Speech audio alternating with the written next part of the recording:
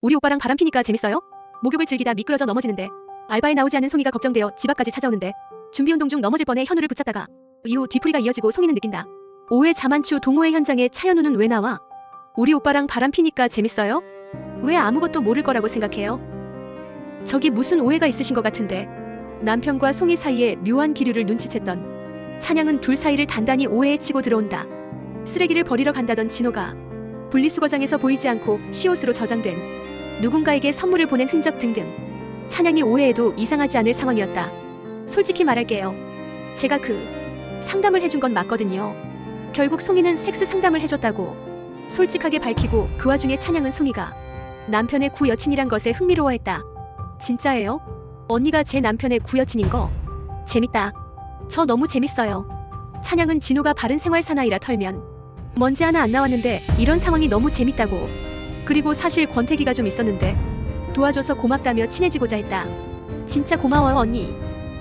친하게 지내자 하고 보니 또 결이 맞는 세 사람. 가식적인 얘기만 해야 하는 어른의 삶에 지쳐있는 부분이 있었는데 다들 그것에 공감하며 더 찐친으로 자리 잡지 않을까 싶다. 나는 이제 사실 괜찮아졌다. 혼자여도 잘할 수 있고 혼자여도 행복하다. 하지만 동시에 알았다. 지금 이 손의 온기처럼 그래도 누군가와 단란하게 함께이고 싶다.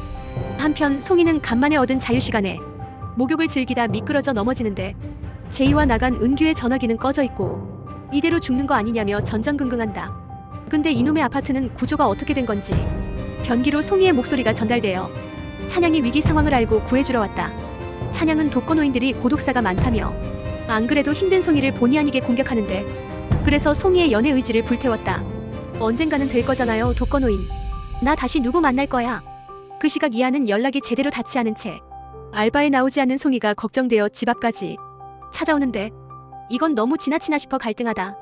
차마 배를 누르지 못하고 돌아간다. 자만추를 추천하는 찬양의 지역 러닝 동호회에 참석하기로 한 지송이. 그런데 그 장소에 차현우가 나타나 시작도 전에 초를 친다. 또 남자 만나러 오신 거라면 단념하시죠.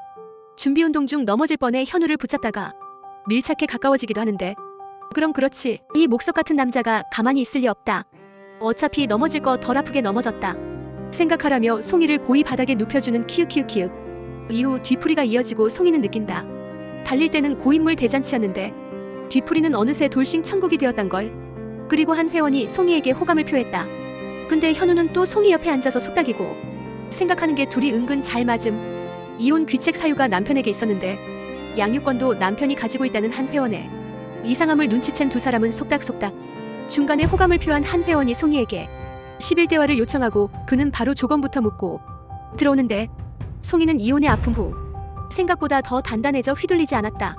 전 돌싱은 맞는데 대가리가 꽃밭이라서 또 사랑이 하고 싶어요. 저는 미리 거르고 하기보다는 겪으면서 알아가도 되는 용기는 있어서요.